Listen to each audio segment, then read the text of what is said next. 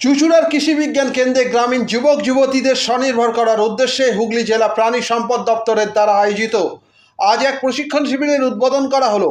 উপস্থিত ছিলেন প্রাণী ও মৎস্যের কর্মাধ্যক্ষ নির্মাল্য চক্রবর্তী, প্রাণী সম্পদ দপ্তরের veterinary officer Joydeep Chatterjee, assistant director Arabinda Samanta, কৃষি বিজ্ঞান কেন্দ্রের বিজ্ঞানী ডাক্তার সাহা সহ আরও অনেকে। পরে আজকের অনুষ্ঠান সম্পর্কে জানান প্রাণী ও মৎস্যের কর্মাধ্যক্ষ নির্মাল্য চক্রবর্তী। চুঁচুড়া থেকে প্রবীর ঘোষালের রিপোর্ট।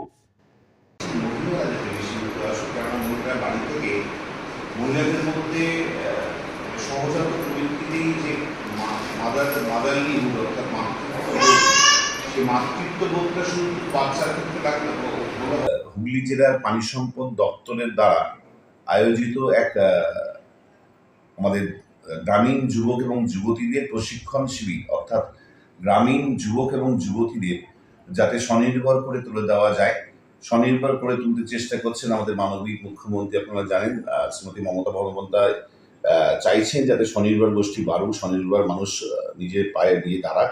সেই কথাকে আমরা আমল দিয়ে সেই কথাকে আমরা বাস্তবিক অর্থে আমরা আজকে আমাদের চুঁচুড়ার কৃষি বিজ্ঞান কেন্দ্রে এক প্রশিক্ষণ শিবিরের আয়োজন করলাম, যেখানে রুরাল অর্থাৎ যারা গ্রামগঞ্জে থাকেন যুবক যুবতী তাদেরকে প্রশিক্ষণ শিবিরের আমাদের আজকে শুরু হলো। এই প্রশিক্ষণ 4 দিন ধরে দেওয়া হবে। আজকে প্রশিক্ষণ শিবিরের উদ্বোধন করলাম আমি, জেলা পরিষদের কর্মাধ্যক্ষ, এবং সাথে আমার সঙ্গে ছিলেন আমাদের দপ্তরের ভেটেরিনারি অফিসার আমাদের জয়দীপ চ্যাটার্জি মহাশয়, আমাদের দপ্তরের অ্যাসিস্ট্যান্ট ডিরেক্টর অরবিন্দ সামন্ত মহাশয়, এবং যার কথা না বললেই নয়, কৃষি বিজ্ঞান কেন্দ্রের এক বিজ্ঞানী আছে ডক্টর সাহা, যার অনুপ্রেরণায় আমরা আজকে এই কৃষি বিজ্ঞান কেন্দ্রতে আমাদের এই কর্মশালা শুরু হলো।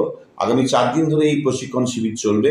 আমরা চাই যাতে এই প্রশিক্ষণ শিবিরে, বিশেষ করে আমাদের এই প্রশিক্ষণ শিবিরের মাহাত্ম্য এটাই যে বেশি সংখ্যক মহিলা নিয়ে, আমরা আপাতত 30 জন নিয়ে শুরু করেছি, তার মধ্যে সিংহভাগ মহিলা, অর্থাৎ প্রায় 21 জন থেকে 23 জন মহিলা, বাদ বাকি 6 থেকে 7 জন পুরুষ আছে। মহিলারা এই কাজে এগিয়ে আসছে, তার মানে মহিলাদের একটা আলাদা উপার্জনের সুযোগ হচ্ছে, এবং সাথে সাথে পুরুষরাও আছে। আমরা ওদেরকে তামিল দিচ্ছি যাতে ভবিষ্যতে তারা স্বনির্ভর হতে পারে।